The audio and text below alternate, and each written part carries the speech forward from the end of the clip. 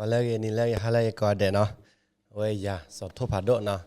Hakira lila ko to the Republic podcast. Ni nya ni oda wat mu la je chaw no special guest no. Very special no.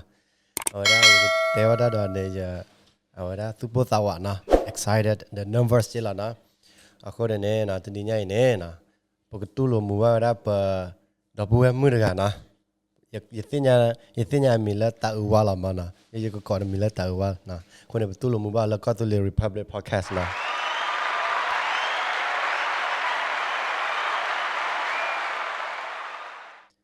Okay, halage?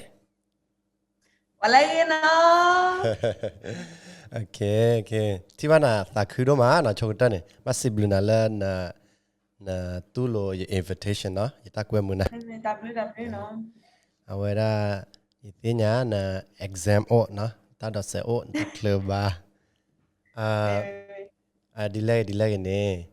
Era there na. Now, we try to speak both English and Korean. Okay. I try my best to speak English, and you also sometimes have to try your best to speak Korean. We ta su kele no ite ba kanya klo de ge ba no ba a bi to da u no. Okay. Anyway, thank you so much for accepting our invitation, especially on this podcast. Achokata na nagatewa wa your name, your real name na, and how do you come up with your name? Ta'uwa, white monkey, right? Okay.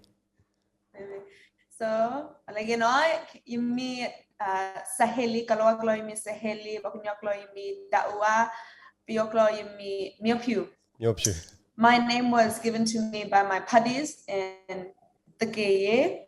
They named me White Monkey because there's an old story in Korean culture about a monkey who is white, who saves a poor village from starvation, and it's kind of like a moral story. If you are generous with your money and your supplies, then you will prosper. But if you are greedy, you will not be lucky. So they named me kind of as good luck, White Monkey as well. Okay. Thank you. Awela kike ne no sudala pelema. KE you all America, you Texas kase, you college no malo katitramu. Because I want to come back to Kotule and masa yupoko do ya Parklu. Me tablet gitu mana?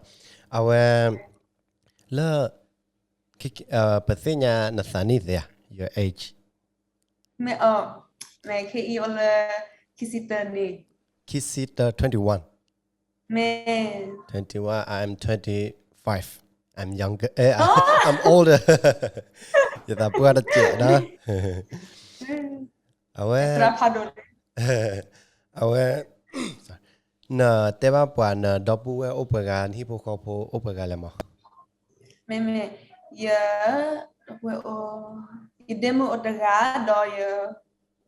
I have one younger sister and one younger brother and my two parents. Okay. We are all together here in Texas because they just came back from a mission trip in Tajikistan, and soon they will go to Syria to help. And then later they will try to go back to Burma. Wow. But now we are all together. So you just recently come back from Tajikistan, right? Me. Wow.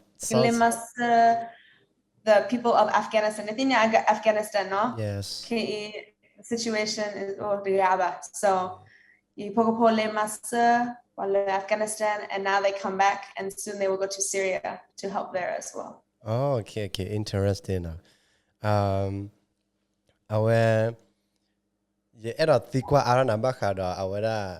the tension between Tajikistan and the Afghanistan. Like, can you briefly tell us what your experience are there? So right now, no one is allowed to cross and help the people of Afghanistan because the Americans and the Tajiks, they block the way. And also the Taliban, who are attacking everyone, they control most of Afghanistan now. So it's very difficult to help the people who are running away. There are many Americans also from Texas still trapped in Afghanistan. So FBR went to go help and try to give food supplies, get the people out, and help some families come back to America. Wow. Very good job.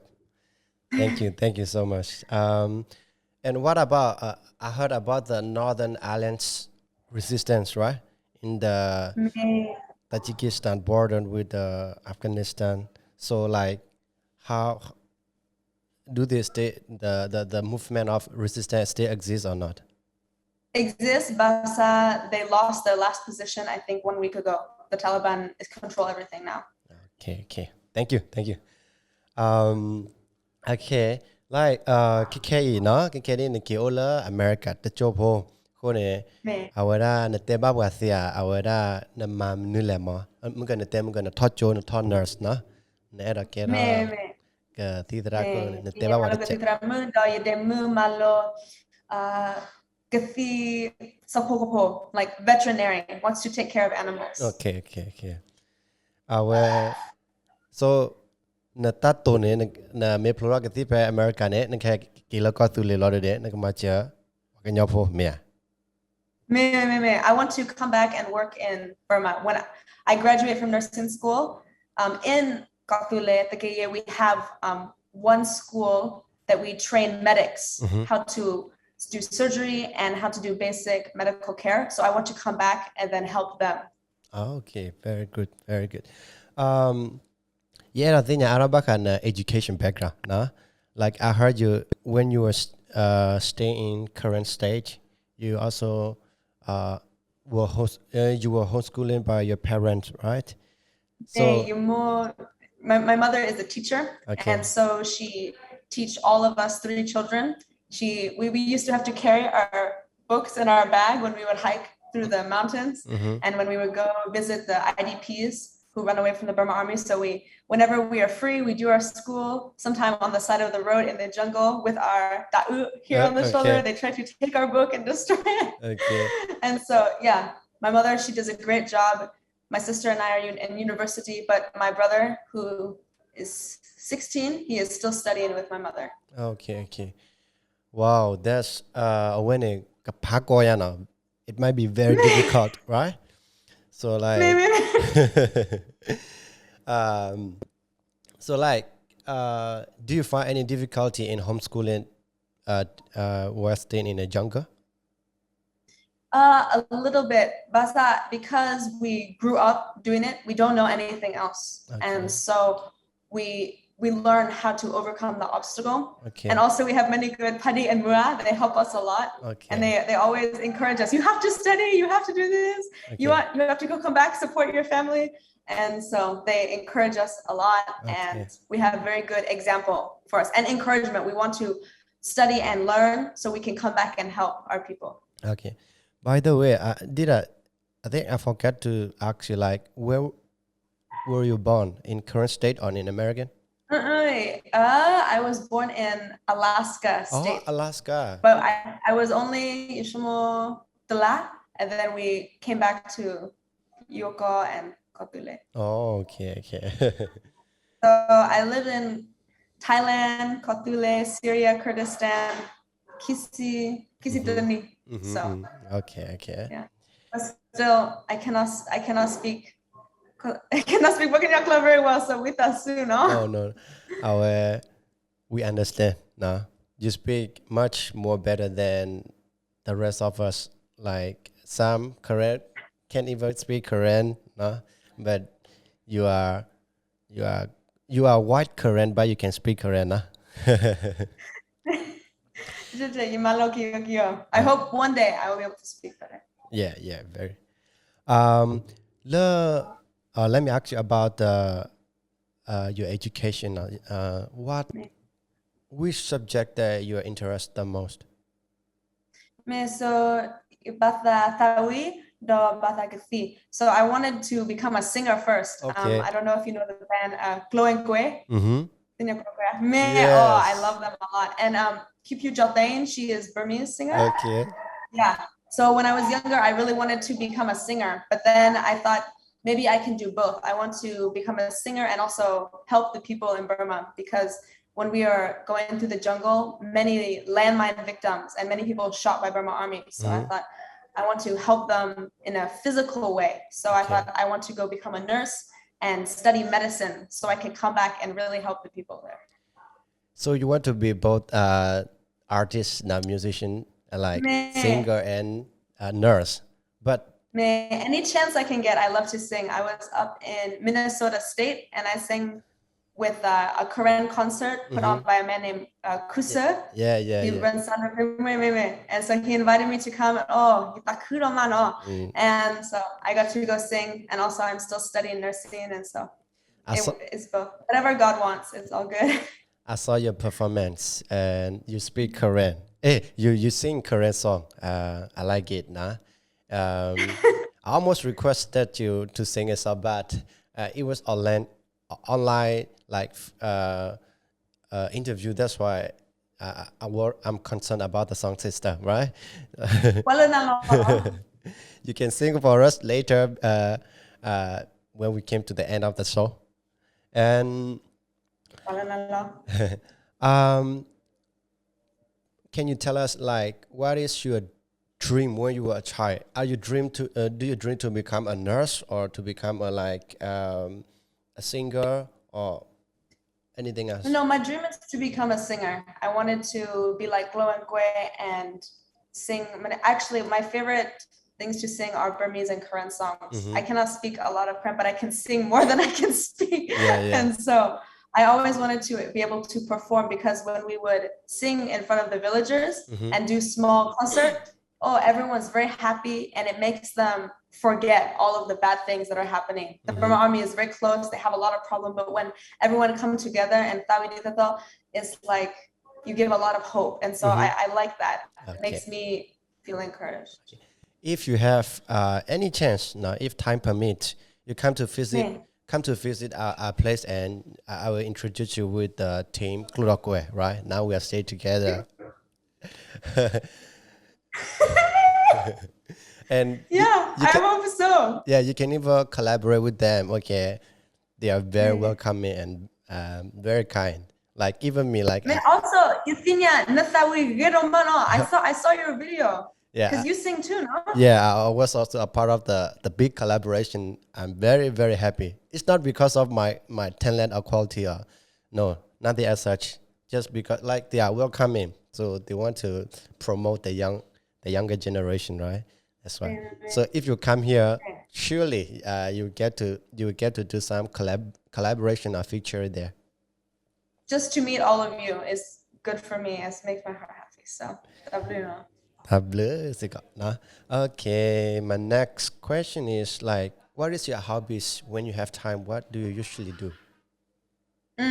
So I like to ride horses. So on my school, we play a game called polo. Polo. No. So you have one long stick, and you ride the horse, and you hit the ball. I saw. We play on the Texas polo team. So we compete there. And so normally we practice with them.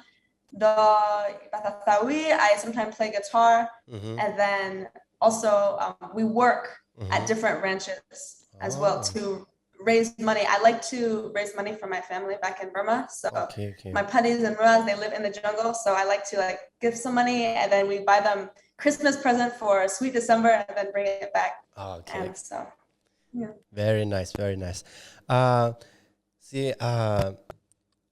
We see you and your entire family came to the Korean state, and like even like when you were a child, you were also homeschooling in the jungle. So it seems like you have to sacrifice a lot about this mission. So like, can you tell us like how do you come to know the Korean people, and what interests you to work in the Korean community? So I started with my father in 1997 offensive, when many Korean flew to Yoko because the Burmese attacked. He thought I need to help them. So he went into the jungle. He tried to help many people, and he met my first Padi Ilya. And Padi Ilya could speak Yoklo, and also he could speak English. And so he could communicate with my father, and he's a medic. So they worked together. And then when I was born, they just brought me. So when I'm young, I don't have a choice now. Like I'm just raised there, I grow.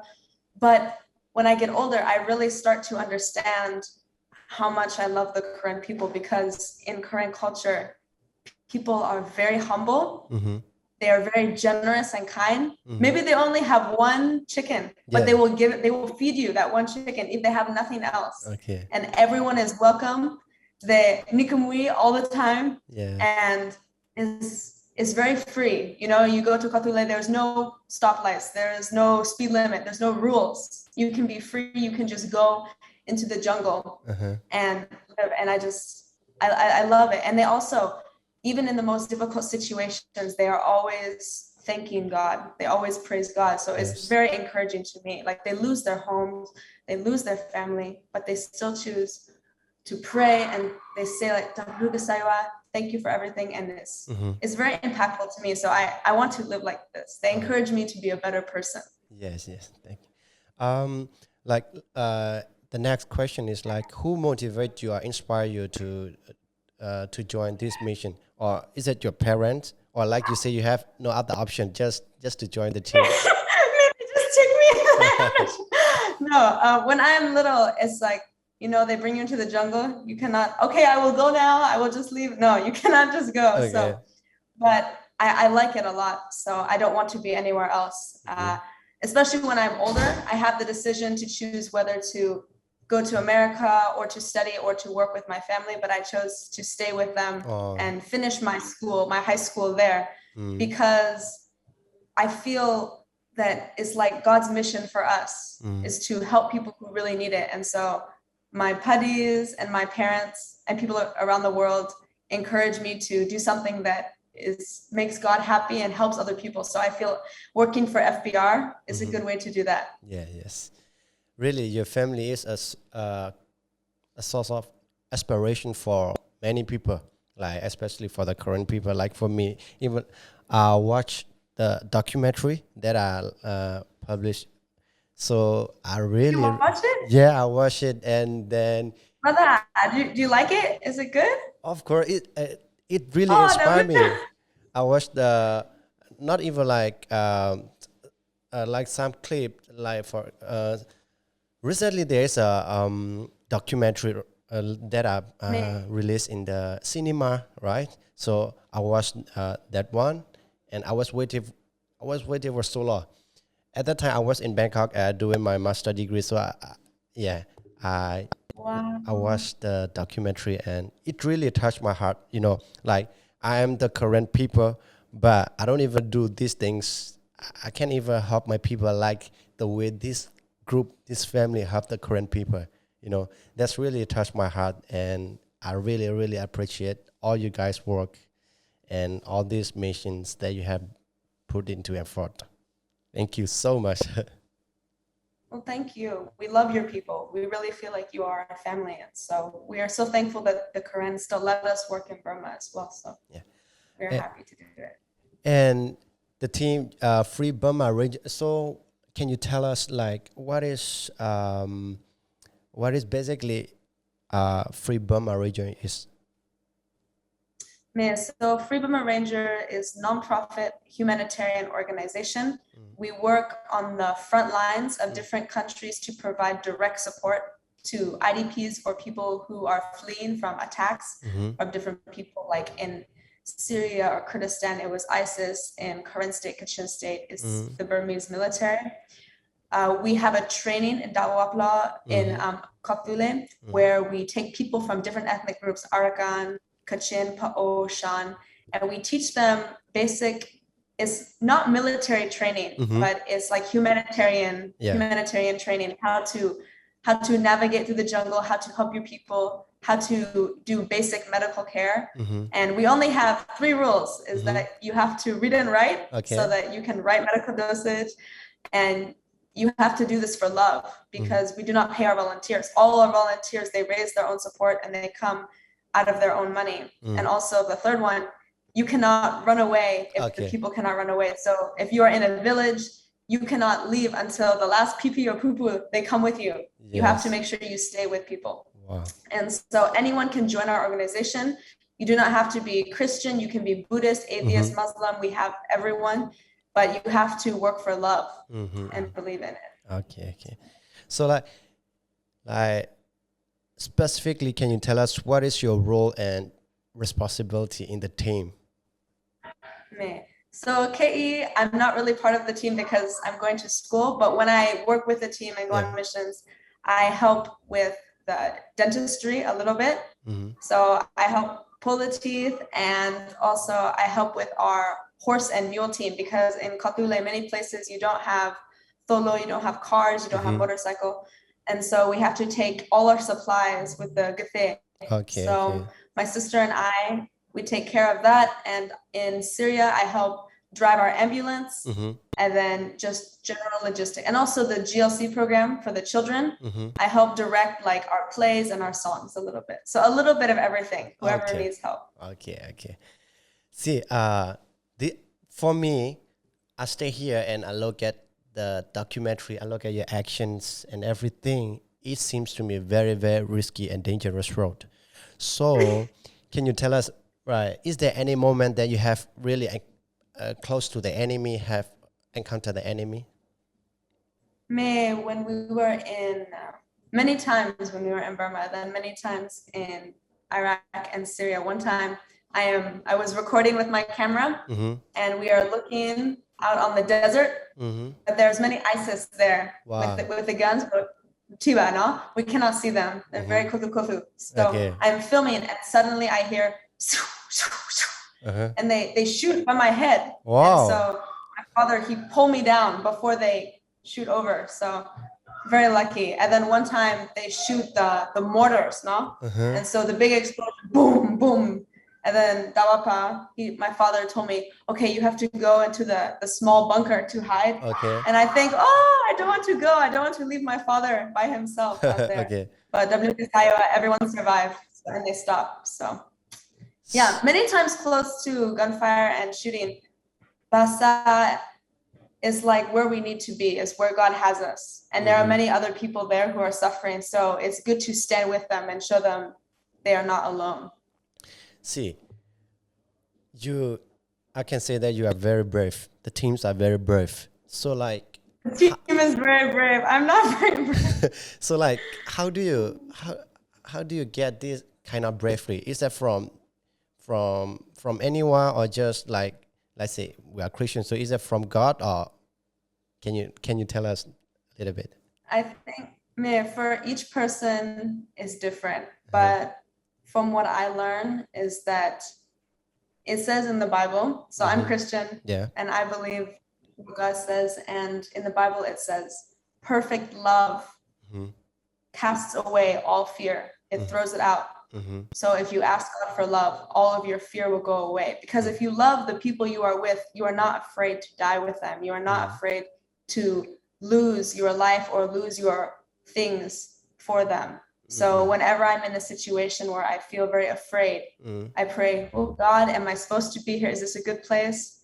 And then if you say yes, please give me love for the people around me so I can continue to work for you and love them without being afraid. So that's just for me. It's different for everyone, but that's what I learned. And another question is like, I'm curious, like, about your father, your dad. Like, anytime they bring you to the front line with him, right? So like, is there any time where they just want to keep you like at home and he just went alone, or every time he goes, he just asks you a company or something like that? I don't know. Like, can you tell us? So when my sister and I were Sisipo and we were all young, Dawapa, he thinks it's not a good idea to bring children like very, very close. They can be close to the front line, but not right there. It's not not the best. And so only when I'm older and then I have a job, like I'm video man or I am trying to help teach something to students, do I come to the front line. So it's not every time. Most of the time he goes by himself with some of my putties, and they go and they do recon of the situation first before I come. Okay. So can you tell us what was your first reaction when you first went to the front line, the experience?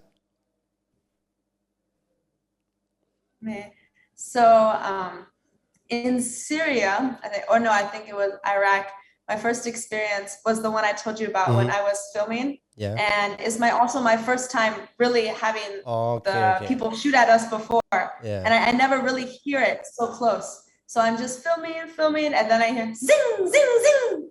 And so I didn't do anything because I didn't really know, but then Dawapa have to like pull me down. Okay. So the bullets don't shoot. And then so at first I'm like, oh my goodness, I'm a little bit afraid.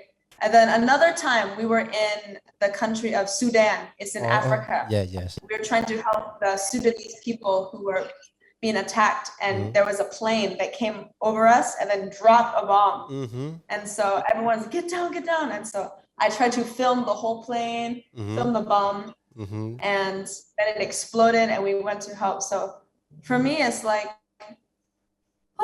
it's hard to bring yourself to realize, this really happened to me, or this is the real situation. It's just like in the moment, this happened. What do we do now?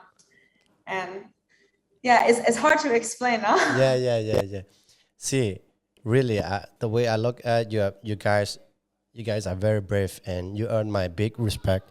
You know, I have encountered, not even close, but this year when in Brigade 5 in Dipuno, right? There was an airstrike, right? So I was there, but I just heard the gun fire, the sound of gun, and then not even close to me, not even close to the place where I live. The place where we live is very secure.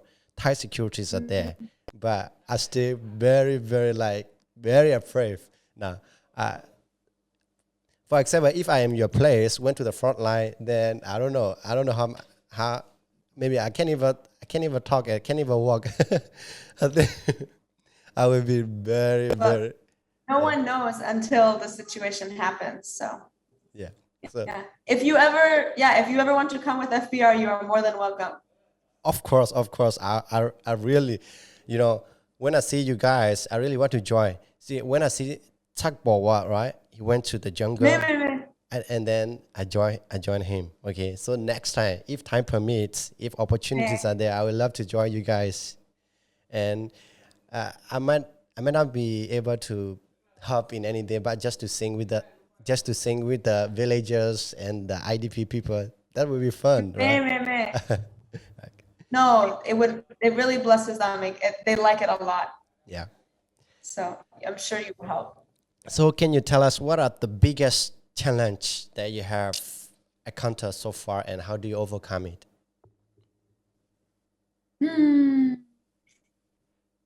Well, I think my biggest challenge right now is trusting God, because most of the time I want to make my own plan, and I want to try to organize everything that will happen. Like I want to make plans for next year, this year, Okay. and I want to keep my family safe. After this week, my family, my mother, father, and brother will go to mission conference in Alaska. Then they will go to Syria, and in Syria is also very dangerous. So sometimes I want to protect everyone. I was like, I want everyone to be in a safe place, and I want to control my school. I want to get good grades.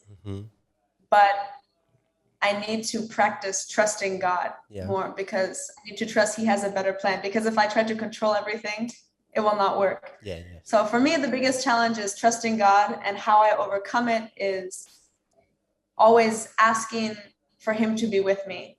I think praying every day for me is a big thing. I like to communicate with God a lot. Say, what can I do today that will bless other people? And just do that every day. And I make mistakes a lot. I'm not a perfect human. Yes, yeah. But I try. Thank you. Yeah. Is there any accomplishment that you're really proud of? I think maybe being able to go to American University is something maybe I'm not proud of it, but I'm very thankful, because when I went to school with my mom, and she does a great job and she's a good teacher, but we were never sure if I would be able to get into school, because I never went through proper testing. They always test, is your grade high enough? So when I came to school, I thought maybe I will not be able to get a good grade, good score on my test. Maybe I cannot keep up with my fellow students. I don't know if I can pass. But WKSaiwa, I finished my first year last year. So and I get all good grades. So congratulations. A big miracle for me, because being raised in the jungle, I didn't think I could do it. But yeah, so very big thank you to my mother, and then all of the Padi and Mura who helped raise me and teach me. So very thankful for this miracle. That was really impressive because, you know, like you say, you were homeschooling in deep jungle, and then now you have to come and catch up with the level of the university, American university, right? That was yeah, I see. So do you find is that challenging, like catching up with the standard of American university academic? It's the first year, it was very difficult. This year also is still difficult, but because I have more experience now, easier and easier. And also in Texas, I think is one of the best states in America, because everyone is very kind, they're very free, and they are very, very good people here. So many families who do not know me, but they hear about our organization, they say, oh, you can stay at our house, we will help you. And so very thankful to them as well. So this year is a lot easier. Okay. That's nice. Okay, now I will go to the next part of session. The next part of the question. Like, this part is like, I just want to know about your experience, your experience. You stay in the Korean community, right? So first things, I want to talk about the Korean culture, right? Like, how do you find the Korean culture? Is that special to you, the Korean culture? Very, very special to me, especially Sweet December, when we all come together and we have concert or just eating takoba in the morning. I love one thing. I bring many things over to America. Many people find interesting. Like, whenever I go into a house, I always take my shoes off. Okay. Or when you are walking in front of someone, you always bend over. Yes. Or and also most of my classmates in America, they wake up maybe like 10 or 11 and they go to sleep very late. I wake up at 4 a.m. Because when I was growing up, my muras always wake up at like Tanari, Luinari, and they like go to feed the chickens and the pigs. Yeah. And so I really like the culture because you work as a family together, and you work hard, you know, no one is lazy, and everyone is working together. And also everyone so humble. Like, you don't find people who say, oh, I'm so good, I can do so much. Everyone's always, how can I help you? What can I do for you? What do you need help with? And even if they do something very good, they will not tell everyone about it. They will be very humble. And so I like the Korean culture a lot. Thank you. I hope to live there one day. We will see. Yeah. So like, is that hard for you to adjust with the Korean culture the first time when you come to the Korean community? And like, is there any cultural like clash that you have experienced? Oh, not really. Okay. The only thing is a little bit different is that no, actually everything is, because I grew up there. Actually, it's more difficult for me to come to America culture. Because we do many things differently. And like, I don't know, maybe I'll say this word wrong, but you know the word ana? Ana, yeah. Or in Thai they say grengtai. There's no words in Korean. Ana is a Burmese word, right? But basa all Korean are ana. Then but Kalawa are not. And so coming to America is very different. Also in America, people here, they love their parents, but do not respect to the same level as Korean do. In Korean culture, we really respect our parents, our grandparents, the trapado, the leaders, we really respect them and we Yes. treat them with respect. But in America, it's a little bit different. Mhm. Also, one thing I learned is that whenever you come to a Korean village, they always say, "Oh, Okay. we will go to my house, we will eat together." Or like if you do something or someone invites you somewhere, they always feed you. Mhm. Not in America. In America, they will say, "Oh, come visit with me," and then they will make you pay for your dinner. So a little bit different. American people are also good, but it's more difficult for me to come to America and learn how to do American culture than living in Kotule. Okay, that means you are Korean. That's why hard for you to adjust with the Maybe American. 50-50. Yeah, 50-50. So like what about the Korean food and yeah, is there any you find Beaan ya uti sa bagabo. Chodi. Jadi Wow. I miss it so much, especially because in America they don't know how to cook rice. okay.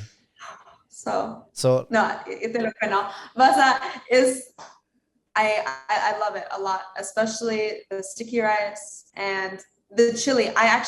My stomach is not strong. Dito to bako nyo. yeah. Like I cannot eat a lot of chili, but I like it. Okay. It's good. And also, ito natin niya, bo. Yes. Maybe I say it wrong. But the bamboo shoot, Yeah. that's my favorite. I love that Okay, one a lot. So like when you stay in the Korean community, you try Korean food, right? For so many for a very long time, right? Because you grew up in the Korean community. So now you go back into American and then so what kind of food do you try? English American food or Korean food? It's easier for American food because in America, Bakunya food very expensive actually Okay. to like buy the chili and buy rice. So most of the time I have to eat a lot of like a lot of bread and cheese and milk, and so I miss Bakunya food. But sometimes I will show my American families, like I will make them rice, I will make them durita, I'll make them eat it, and they don't like it a lot. Okay. And But it's good. can you tell us like what are the current traditional ceremony that you have attended? Is there, and also you have also participated there? Is there any moment that you happy to it? So like I said, Sweet December, Sweet December. Korean New Year, and then I think my favorite one was this year actually in February or January. I think it was Korean Revolutionary Day. Okay. And I got to sing at the concert in Kotule. And so ever since I was little, I always dreamed to sing at the Korean Revolutionary Day concert. It's a big dream of mine. Okay. And so this year I got to sing there, and yeah, it's a very big moment for me. Okay. But I've never been to the I forget the name, but the wrist tying, I've never been to that one. Yeah. La Kukis. Yeah. You have never been to La Kukis, right? So yeah. Later you have to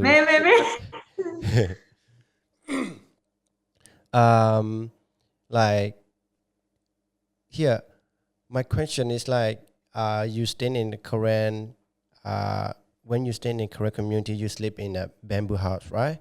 And then and so when you go back to American you stay in a better house, let's say. Okay, so like when you go there to the Korean community again, do you feel like you sacrifice all your American lifestyle just to come and to support the Korean? Do you feel like a sacrifice or?